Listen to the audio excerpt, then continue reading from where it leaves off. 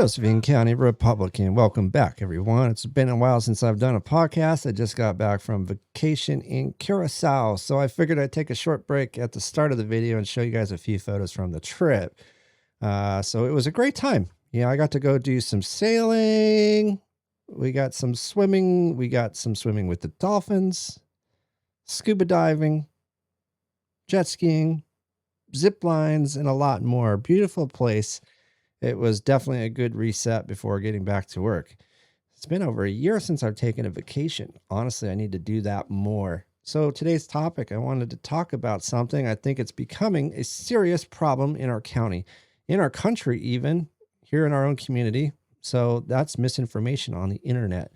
There's a lot of that going around. Social media has changed the way people get information. Unfortunately, a lot of what people see online isn't carefully researched. It's just memes, headlines, screenshots, and now AI-generated posts that are designed to provoke emotion. They're designed to lie to people, stir people up. They don't tell the truth, folks. For those who may not know what a meme is, it's basically a piece of media, usually a picture with text on it that spreads quickly online. They're often meant to be funny or sarcastic, but many people use them to push political messages or accusations. The problem is that a meme can travel around the internet faster than the truth ever can. So people often share them without ever checking if the claim is real. A famous quote that I really love, a lie can travel halfway around the world before the truth puts its shoes on. I believe that was attributed to Mark Twain.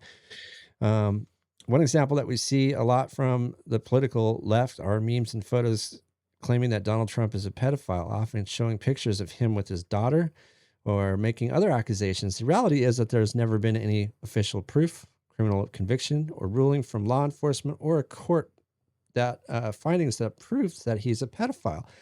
People can believe whatever they want. They can absolutely have the First Amendment right to say it, but we should at least acknowledge that when something is an accusation versus what something has actually been proven versus what something has actually been proven. Here in Grants Pass, we've seen signs at rallies accusing him of that. And again, people have the right to protest and express their views. I fully support the First Amendment, but I think it's worth asking ourselves whether spreading accusations like that, especially in public places where children see them, is really helping our community or just fueling more anger and division. Recently, there's been some attacks on, sorry, Mark, if I mispronounce your last name, Mark Kelsey. I think it's Mark Kelsey.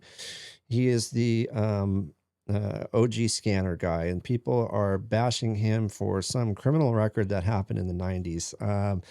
Mark and I have had our differences in the past. In fact, I even made a video about him kind of calling him out at one point.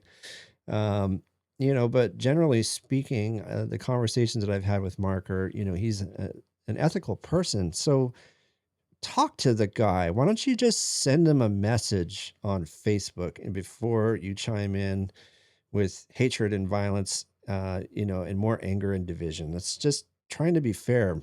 Misinformation, all this misinformation spreading around, it sucks. I don't like it happening to anyone. Going back to the political side, there's all this misinformation, and it's on the right side as well. It's not just a problem on the left. So there's plenty of memes and headlines and viral posts that people on our side share that turn out to be inaccurate or completely false. A recent example shows posts claiming that the investigation into the officer involved shooting of Alex Preddy had already concluded and the officer had been cleared. Those posts spread quickly online and caused lots of reactions from people celebrating or arguing about the outcome. The problem is that the information was not accurate. The investigation is still ongoing. The FBI is involved along with the Department of Justice and other authorities. As of now, no final findings have been publicly released. That's a perfect example of what Donald Trump calls fake news. A claim gets posted, people share it immediately, and before anyone checks the facts, it spreads everywhere.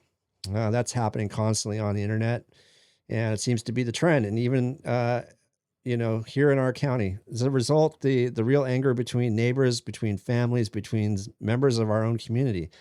And you can see it online every day. Sometimes you can even feel it driving past the courthouse around town. The hostility is real. But we have to remember something important, folks. The people that we are arguing with are still human beings. They have families, sons, daughters, parents, and people who care about them. It's easy to forget that when we all we see is a profile picture and a comment on social media or a sign on the street. My advice to everyone, regardless of what side of the political aisle you're on, is simple. Slow down. Verify things yourself. If you see a shocking claim, don't just hit share. Go look it up. Go directly to the primary sources. Official statements from the FBI, Department of Justice, the White House, or whatever agency is actually responsible for the investigation. It takes a little extra time and effort, but it's the best way to find out what's actually true. And honestly, that brings peace of mind as well. And I found that myself. Um, I'm doing that online a lot. I go to these posts and I'll see a meme and not mostly it's not local posts, but I'll say, no, that's not the facts. Here's the facts. And I point it out. Um, Anyway, it's good to be back. Coming weeks, I've got some new interviews lined up. I'm hoping to sit down with our newly appointed Josephine County Commissioners, Colene Martin and Gary Richardson, for an introduction interview so the community can get to know them a little better and hear whatever they'd like to talk about. I also sent an invitation out to Dr. Frank. We had him come to Grants Pass and talk. Many of you might know him. He's a world-renowned physicist, inventor, and election integrity researcher. And he's spoken about that. He recently was here in Grants Pass, which I unfortunately missed that because I was on vacation. I think I was scuba diving. I was probably 70 feet underwater. So I'm hoping to bring him on the show for a recap discussion of those who could not attend. Hopefully we can get him on the show.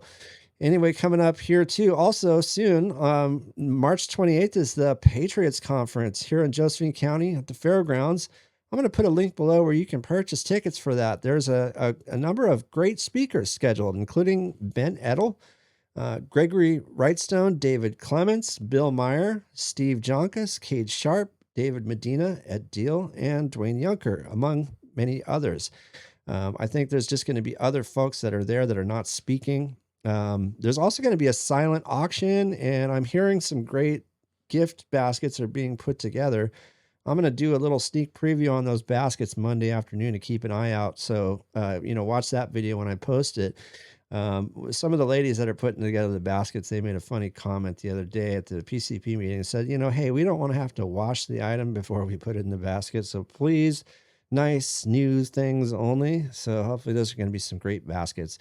This summer, I'm hoping to do a lot more content, more interviews. I'm currently playing a little catch up with my business after being gone on vacation for 2 weeks, but I'm planning to record videos whenever I can, and whoever, get some interviews in. I'd like to branch out, do more conversations with people rather than just me sitting here talking. I know you guys are bored of my face. Anyway, until next time, folks, Josephine County Republicans signing out.